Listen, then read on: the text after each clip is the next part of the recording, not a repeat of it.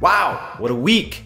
And what a weekend to cap it all off. What's up? Adrian, Rabona TV Weekend Review, where we talk about the top 5 leagues, and we throw in another mystery league to expand our horizons and our knowledge, and in turn, become higher thinking individuals. If you're new to this channel, hey, how are you? Thanks for stopping by, and if you're a big football fan, then consider hitting that subscribe button so you can join in on our live watch-alongs, discuss events from the weekend in videos such as this one, and much more. First, let's talk about Bundesliga 2 as our brain and knowledge expanding league for this week. Perhaps the most even league in the world of all time. On this particular match day, 6 out of the 10 matches ended in a draw as Nuremberg took a massive step towards Fortuna Düsseldorf, who are the team at the top at the moment, but only by 3 points. Nuremberg got what was only their first win since February 18th against FC Heidenheim. That must have been a nail-biter for their fans. Hell, the entire season has been a nail-biter for fans of every team, it seems, as they were 3-1 up until the 52nd minute when Nicola Dovedan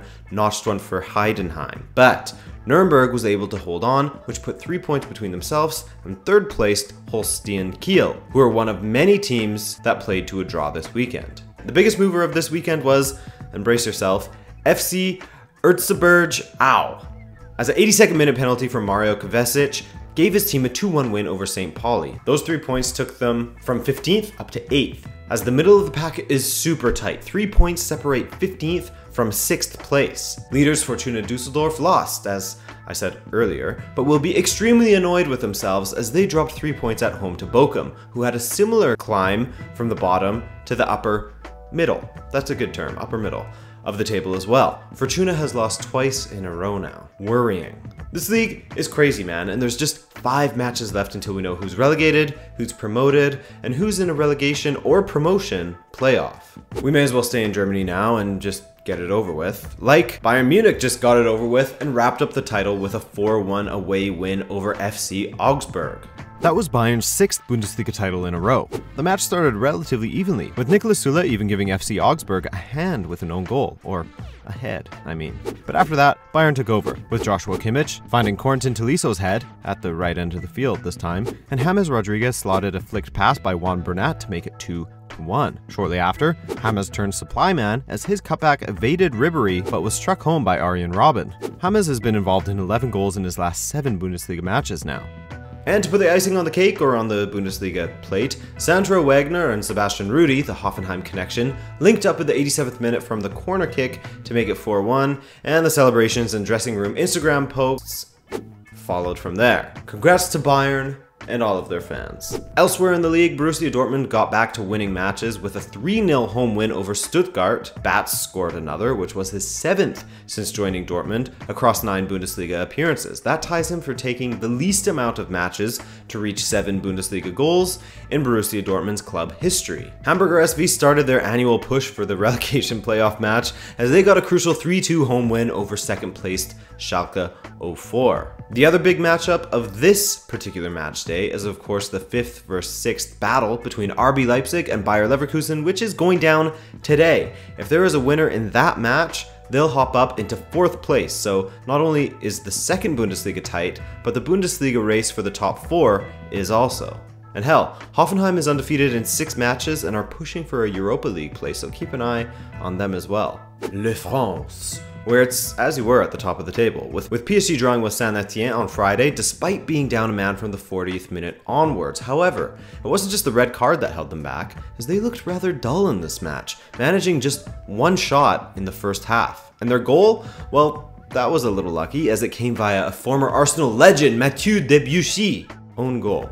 That was the 7th own goal that PSG have benefited from this season in league play, which is 3 more than any other team in the top 5 leagues. Of course, if we are talking Champions League, it's Barcelona who have benefited the most. Monaco got a 2-1 home win against Claudio Ranieri's free-falling Nantes. After doing so well to keep up with the top 4 in the first half of the season, Nantes have won only 2 matches in 2018 in Ligue 1. For Monaco, Ronny Lopes scored in his 7th consecutive Ligue 1 match. Lyon, a team that Claudio Ranieri has actually been linked with, got a massive 5-0 win over bottom-of-the-table Metz, and Marseille only managed a draw, meaning these 2 teams are tied on 63 points in 3rd and 4th. At the bottom of the table, Lille is looking like they will need a miraculous turn in form in order to stay up, as they have only secured 28 points from 32 matches. That's their worst point total at this stage of the season since the 1976-77 season. Yikes. In La Liga, we were treated to the Madrid derby, which, despite having many chances going in either direction, ended 1-1. That means that Atletico became the first La Liga team ever to go undefeated in 5 matches away to Real Madrid. And Antoine Griezmann has scored in 3 consecutive away matches versus Real Madrid. That was his 18th of the season. Ronaldo scored, of course, in the 53rd minute, which was his 23rd goal in La Liga this season. Keep in mind he only scored 4 goals in the first half of the season, meaning he has scored 19 in 2018 alone. He's now second in the race for the Pichichi, just 6 behind Lionel Messi. And do you guys think he'll be able to catch up to him? Speaking of Messi, actually, he guided Barcelona to a 3-1 win at home against Leganes, scoring a hat-trick for himself. The first goal was yet another direct free kick, his 6th of the season. In fact, he has scored from outside of the box in 6 consecutive La Liga matches, the first player ever to do so, with 4 of those being from free kicks. He's only gotten better at free kicks, by the way, as he became the first player since Ronaldinho to score 6 free kicks in a single La Liga season. He added 2 more goals after that, as Barcelona extended their league unbeaten run to 38 matches, which equals Real Sociedad's record from the 1978-79 season. It won't be easy for them to break the record, however, as they host Valencia next, a team who has really refound their form as they are undefeated in 9 matches and have won their last 5 straight. This weekend, they beat Espanyol 1-0 at home, with Rodrigo Moreno scoring the winner early in the 7th minute. He secured 16 points for his club with his 15 goals in La Liga. That's more than any other player in the league. In the Serie A, Napoli got an important win over Chievo 2-1 at home, which ensures that they are still within touching distance of Juventus, albeit just barely. Napoli left it late and looked as though they would have all but handed the title over to Juve when Dries Mertens failed to convert a penalty in the 51st minute, and then Mariusz Stepinski put Chievo ahead 20 minutes later. But an 89th minute equalizer from Arkadiusz Milik paved the way for the hero Napoli needed, Amadou Diawara, to score a 92nd minute winner, which was in fact his first Serie A goal after 69 appearances, so congrats to the young Ghanaian, not a bad debut goal to get. The aforementioned Juve bounced back from their midweek drubbing they received at the hands of Real Madrid by beating up on Benevento 4-2. Before we praise Dybala, let's praise Benevento striker Cech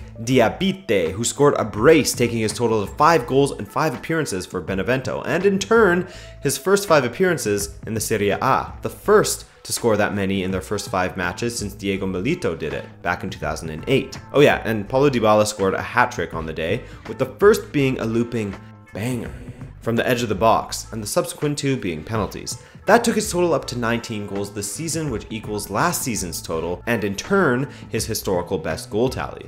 He needs 1 from the remaining 7 matches to beat his record, so you know he'll get it. Roma were bested by Fiorentina at home 2-0, though it must be said they were a little unlucky and that they outshot Fiorentina 25-3 and hit the bar 3 times, so a bad day at the office.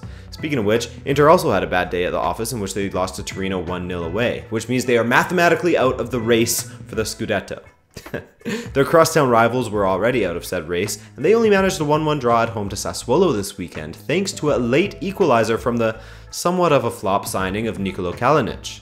Hey, when you bring in a bunch of new players, pretty much an entire team, some of them are bound to be flops. And finally, let's talk Premier League, and let's start with the Merseyside derby. It ended 0-0. Alright, moving on.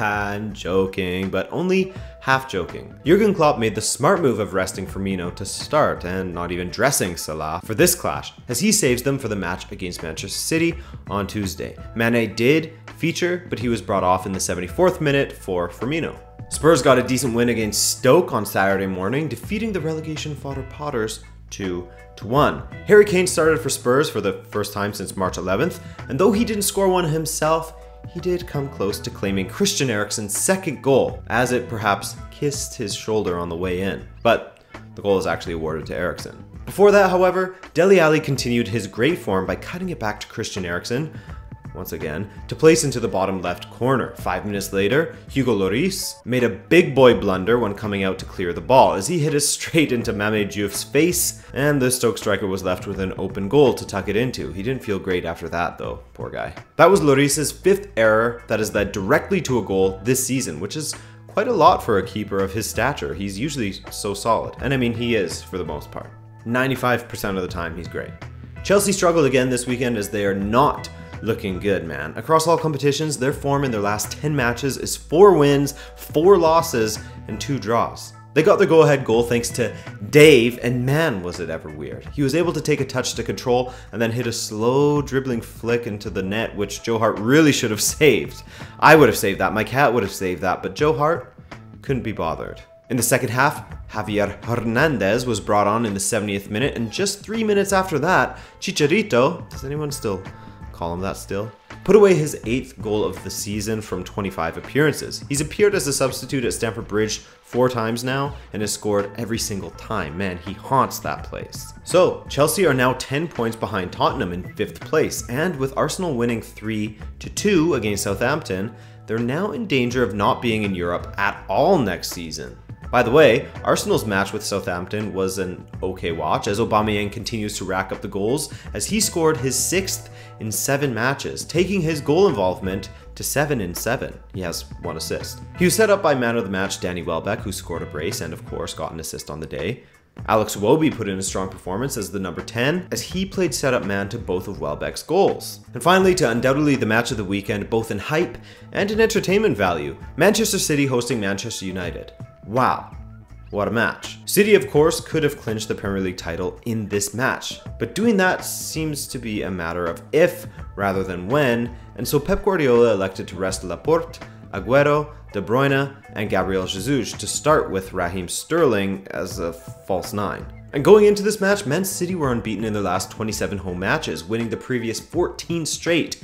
And to be honest with you, Guardiola seemed to be vindicated by his decision, as City went into halftime with a 2-0 lead, and should have had a few more if Sterling was able to finish 2 incredible opportunities. United also looked terrible, as they failed to attempt a single shot in the first half, the first time they have done that since 2015, the Louis van Gaal days. However, at the half, Mourinho told his players that, quote, "You don't want to be the clown standing there watching them get their title," and that they had nothing to lose. And 8 minutes into the half, Ander Herrera chested the ball down perfectly for Paul Pogba to latch onto and slip past Ederson. Then just 97 seconds later, Alexis Sanchez's perfectly weighted cross found Pogba in the box, who rose well to head past Ederson. That made Pogba the first United player to score at least 2 goals against City since Rooney in 2012. Then in the 69th minute, Sanchez whipped in another cross, this time to a completely unmarked Chris Smalling, who finished past Ederson with a first-time finish. 3 goals from 4 shots after having 0 attempts on goal in the first half. Before the match was up though, David De Gea made an incredible save to deny Aguero an equalizer, but even that wouldn't have been enough. It would have been enough for United to just get a draw, and that's exactly what I expected Jose Mourinho to do. But no. Just like they did against Crystal Palace last month, United came back from 2-0 down to win the match 3-2. This reminded me of the Mourinho that we saw at Chelsea from 2004 to 2007. No matter the score, you knew that he would get his team to rally, besides maybe in 2007. For me, it still begs the question of who is at fault right now at United. Why do the players need to be down a couple of goals in order to feel motivated and to play effective, attacking football? Is that on Mourinho's tactics, or is it on the players? That's for you guys to answer. But what a match it was by United, truly a game of 2 halves. And their efforts in the second ended City's 27-match unbeaten run. And for the first time ever in Pep's managerial career, his team has conceded 3 goals for 2 matches running. For the first time since 2008, City have lost a match in which they were winning by 2 goals or more at the half. The last time they lost after leading by 2 at half was against Liverpool in 2008, like I said. So for me, the question is, where do United go from here? They've shown that they can beat big teams, as they have beaten Liverpool, Manchester City, and Chelsea in the last 5 weeks alone. Plus, now, United have beaten every single team in the league at least once this season. However, now that Mourinho and his boys have given the fans a taste of what they are truly capable of, he and his team have set their own personal bar, and the fans will want to see that kind of performance no matter who they are going up against. And by that I mean that style of performance, not necessarily the going down by 2 goals part.